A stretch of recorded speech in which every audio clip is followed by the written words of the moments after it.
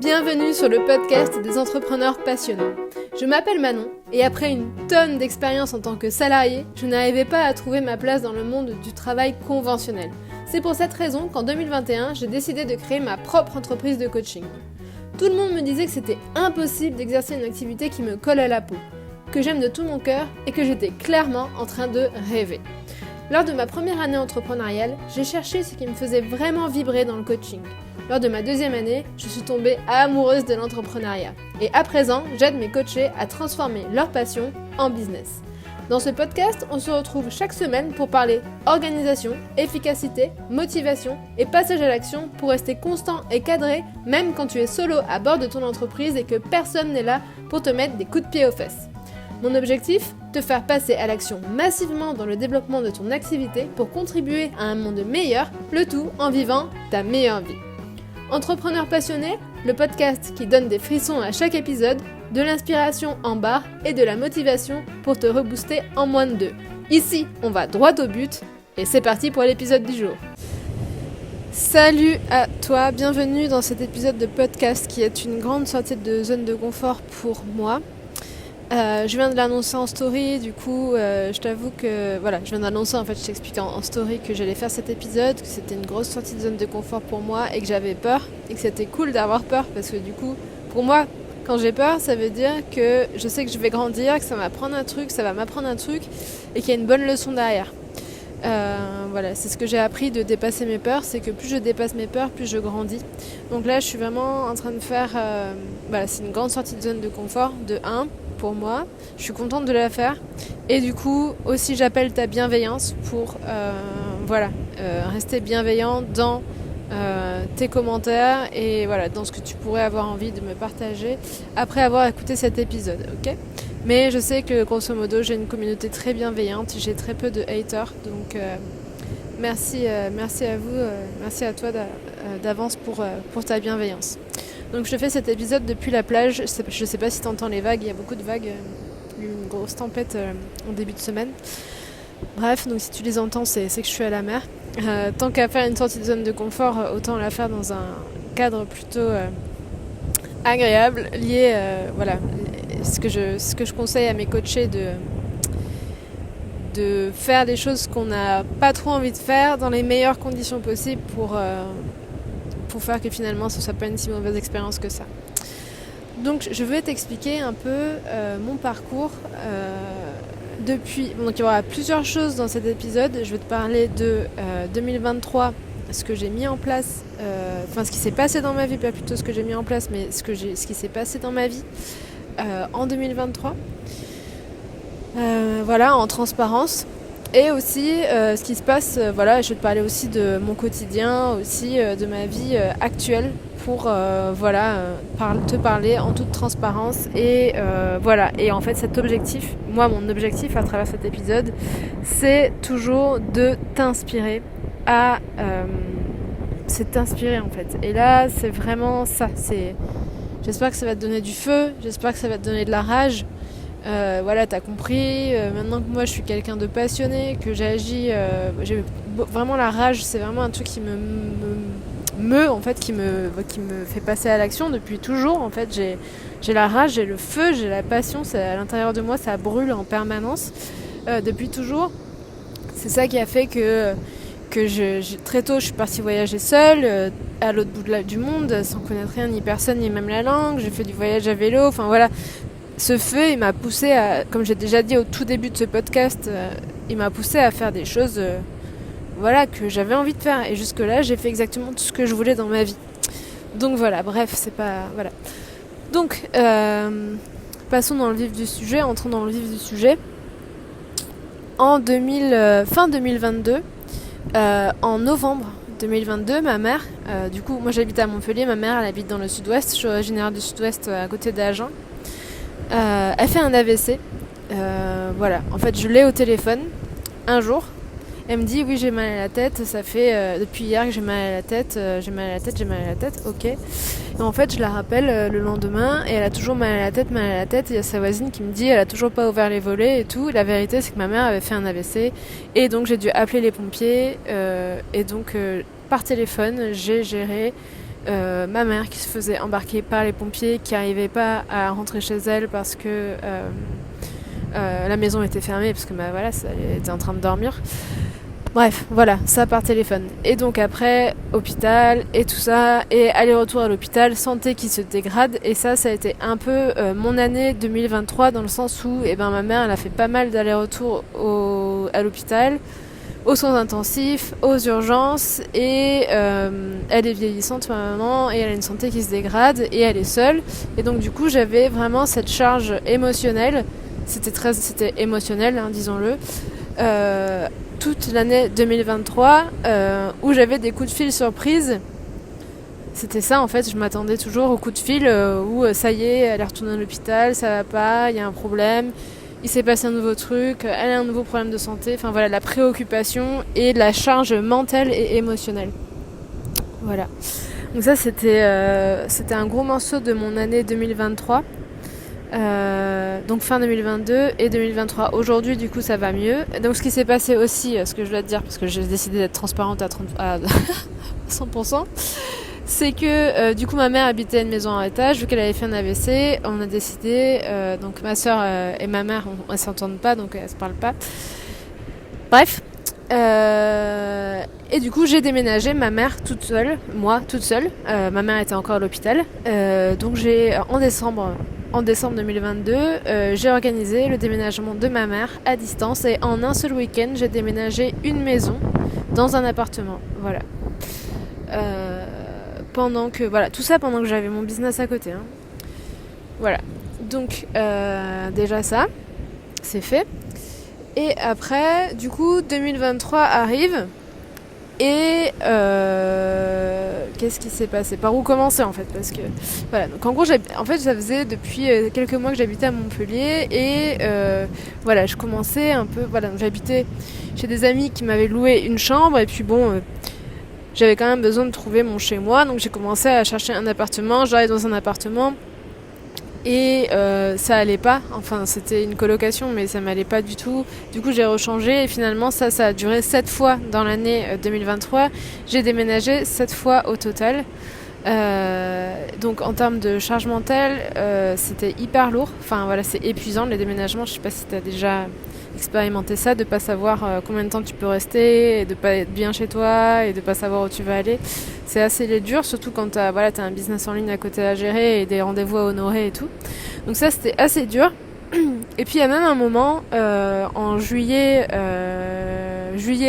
2023 où en fait j'arrivais pas à trouver de logement.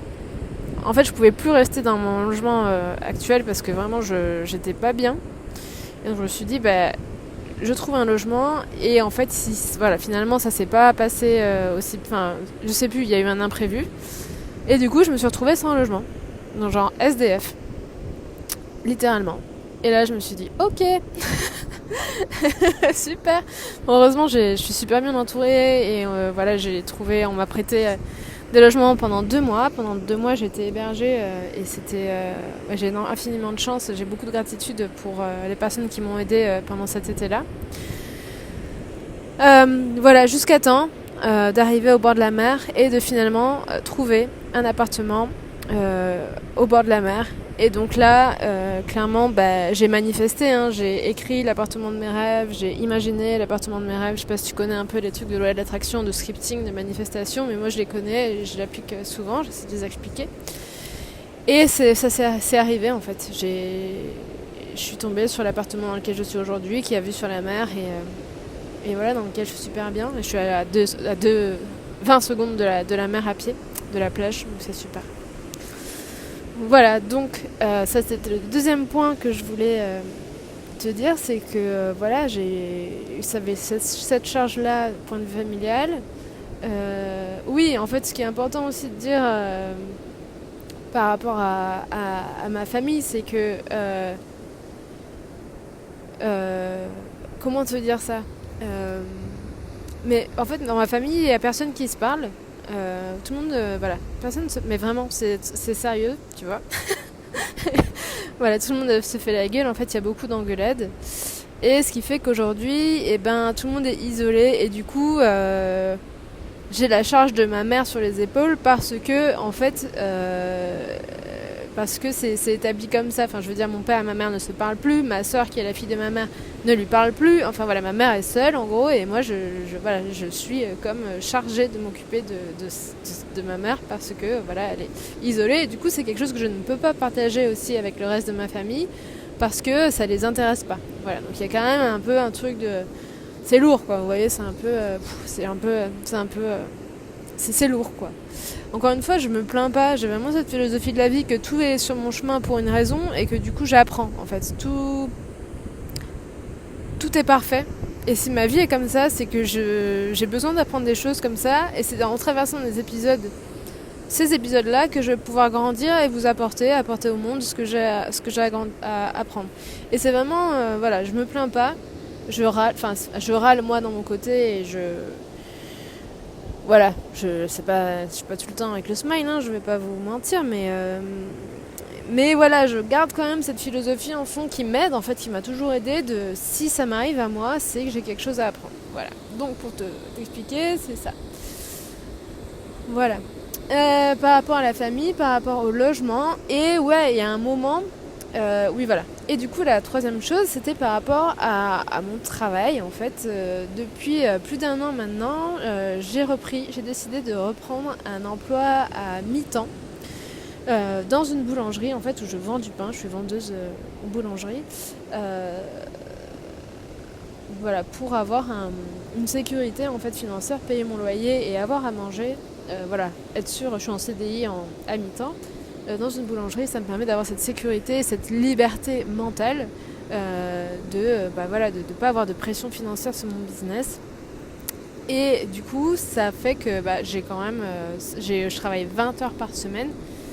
Et du coup, j'ai quand même en plus un emploi à côté depuis plus d'1 an et à côté de mon business. Voilà. Donc, tout ça pour terminer en fait, te donner mon tableau noir. J'aime pas faire ça, hein, j'aime pas dire voilà tout ce qui. Si je l'ai pas dit jusqu'à maintenant, c'est bien qu'il y a une raison, c'est que j'aime pas faire ça. C'est une sortie de zone de confort, je te le répète. Donc s'il te plaît, sois bienveillant avec moi, vraiment. Et le dernier truc qui est important, j'ai 2 trucs encore importants à te dire, c'est que en juillet, je reçois un coup de fil, ma mère est au soins intensifs. En même temps, je suis SDF, et en même temps, mon boss n'est pas sûr de me passer en CDI parce que il est pas sûr, c'est une nouvelle boîte, ils savent pas s'ils ont assez de fonds. Et tout en l'espace de 24 heures, quoi. Et je te dis que quand t'as plus de logement, que ta mère est aux soins intensifs, t'es à 400 bornes et que tu sais plus si tu vas avoir un travail, enfin, tu sais plus si tu vas avoir de travail, et que tout est au même moment, même si t'es en mode solution, que t'as un mindset de warrior, que tu trouves tout le temps, y a tout le temps des issues, si t'es tout le temps branché solution, quand ton logement, l'argent et ta famille, ça fout le camp, ouais, c'était... j'avais jamais senti ça de ma vie. En vrai, j'avais jamais ressenti... dans ma tête, ça a explosé. Enfin, il y a comme ouais, dans ma tête, j'ai vraiment senti que ça collapsait, quoi. Tu vois, c'est comme si... j'ai eu écran blanc. En fait, c'est exactement ce qui s'est passé. C'est que là, je me suis rappelé que j'ai arrêté de respirer et écran blanc dans ma tête. Et je me suis dit, ok, qu'est-ce que je fais ? Et vraiment, c'était... Moi, j'en ai encore les larmes aux yeux, quoi, tu vois, mais... Ouais, je me rappelle de ça, je me suis dit, mais qu'est-ce que je dois faire ? C'est quoi le truc ? Enfin, elle est où la leçon ? Je me suis dit, c'était ça. C'est quoi la leçon ? C'est quoi ? Qu'est-ce que je dois en tirer ? Qu'est-ce que je suis censée faire ? Donc là, je parle pas à mon père, on se parle pas, presque pas. Et là, réflexe, j'appelle mon père. Je lui explique, je lui dis voilà, j'ai pas de logement, je sais pas si je vais retrouver, je sais pas si je vais garder mon travail, et ma mère est aux soins intensifs, quoi. Je sais pas quoi faire. Et voilà, je me rappelle très bien ce moment-là, et c'était hyper dur. Donc voilà. Bon, bien sûr, il m'a pas dit, voilà, j'ai la solution, tu vois. Il m'a écouté, il m'a dit, bon courage, qu'est-ce que tu veux faire ? Et voilà. Donc voilà. Donc j'ai trouvé les solutions, j'ai trouvé un logement. Mon boss m'a renouvelé. Et je suis allée voir ma mère au soins intensifs, je suis allée la chercher pour la ramener chez elle, voilà. Et je suis toujours là aujourd'hui, tu vois. Et tout ça, pendant tout ce temps-là, j'avais des clients, en fait, tu vois. Pendant tout ce temps-là, j'avais des clients, j'avais le Macom, et je continuais de mener la barque, tu vois. Mais bon, voilà, c'était dur. Voilà, dernier truc, voilà. Et après, j'arrête de faire ma grosse victime, que je déteste faire. C'est que dernier truc, c'est que ouais, en novembre, du coup, un an après, ah ouais, c'est marrant, j'avais jamais capté. Un an après que ma mère ait fait un AVC, c'est parce que je te fais cet épisode que je m'en rends compte. Et ben, ça faisait plusieurs jours que j'avais des petites étoiles dans les yeux, un peu dans la journée et tout. Et je me disais, c'est chelou quand même. Il y a des moments où je me sens pas bien et tout. Jusqu'au jour, et ben, je sais plus, c'était un matin, j'étais en train de faire à manger. Et là, je me dis, oula, j'ai mal à la tête, je vais m'asseoir. Et en fait, je me suis réveillée par terre, toute seule, sur le carrelage. Mais clairement, je me suis réveillée sur le carrelage. Et je sais pas ce qui s'est passé. En fait, je suis tombée dans les pommes, voilà, un matin. Parce que je continuais de tirer sur la corde, je continuais de toujours plus, de garder mon cadre, tu vois, de ce que je dis, ce que je te dis, quoi, tu vois. Et de continuer de mener la barque et j'ai clairement compris. Voilà, en fait, je suis tombée dans les pommes. Mon corps, encore, il m'a dit tu t'arrêtes là, tu te calmes. Et du coup, en fait, là, j'ai compris que j'avais des choses à comprendre. Et ça m'a permis de lâcher pas mal de stress, pas mal de pression que je me mettais, tu vois. Parce que je suis exigeante, en fait, envers moi-même. Et dure aussi.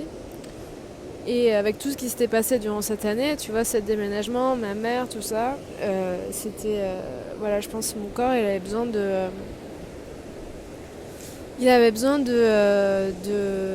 de repos, en fait. Même moi, je me rends compte, aujourd'hui, j'étais clairement en surmenage. Aujourd'hui, j'ai vraiment appris de cette leçon-là, d'apprendre à me reposer et à couper. Donc voilà. J'ai fini pour tout ce que j'avais à te dire dans ce sens-là. Mon but, vraiment, encore une fois, dans cet épisode, c'est vraiment de te montrer, tu vois, que en fait, j'ai rien lâché. Et pourquoi j'ai rien lâché, en fait ? J'ai rien lâché parce que ma vision pour le monde, ma vision pour mon entreprise et le message que j'ai à faire passer pour le monde, il est plus important. Tu vois, si j'arrête de faire ça aujourd'hui, ma vie n'a plus de sens, en fait. C'est plus grand que moi, en fait. Je développe quelque chose qui est plus grand que moi. Et donc, du coup, je lâche pas. Et je le fais pour toi, tu vois. Je le fais pas, je le fais pour moi, mais je le fais pour toi, je le fais pour le monde, tu vois. Et donc, aujourd'hui, c'est important... Voilà, c'était important pour moi de te dire ça, pour t'inspirer à pas lâcher, même quand tout s'effondre en fait, même quand tout s'écroule. Voilà. Il y a toujours de la lumière, il y a toujours une leçon en fait. Aujourd'hui, je sais que tout ce que j'ai traversé et tout ce que je continuerai de traverser, parce que je sais que les tuiles, elles n'arrêtent jamais, tu vois. Et ben, ce sera pour me faire grandir. Et aujourd'hui, je suis une personne beaucoup plus développée personnellement, qui a beaucoup plus de sagesse, beaucoup plus de recul. Hein. Plus ça va, moins je suis tête brûlée, tu vois. J'apprends, il y a un ancrage qui se forme. Et tout ça, c'est grâce aux épreuves que j'ai traversées. Je pense que d'avoir un parent en mauvaise santé, ça forge quelque chose. Hein. Ça vient travailler énormément de choses à l'intérieur de nous. Voilà. Voilà. Donc, un message d'inspiration pour t'inciter à rien lâcher, à passer à l'action, à t'engager en fait. C'est vraiment l'engagement, je pense, le mot d'ordre de cet épisode. Et du faire du mieux que tu peux, dans tous les cas. Tu fais du mieux que tu peux, en t'engageant. Voilà. Je te laisse là. N'hésite pas à venir m'écrire un message privé si tu as écouté cet épisode pour me dire ce que tu en as pensé, ce que tu en as retiré et voilà. Et je te souhaite une bonne suite de journée. Et puis laisse-moi un avis sur ta plateforme d'écoute préférée. Ciao. Merci d'avoir écouté cet épisode jusqu'au bout. Si cet épisode t'a plu et que tu souhaites me soutenir, tu peux me laisser ton meilleur avis sur ta plateforme d'écoute préférée ou partager cet épisode en story sur Instagram. Je te dis à bientôt pour un nouvel épisode. Ciao ciao!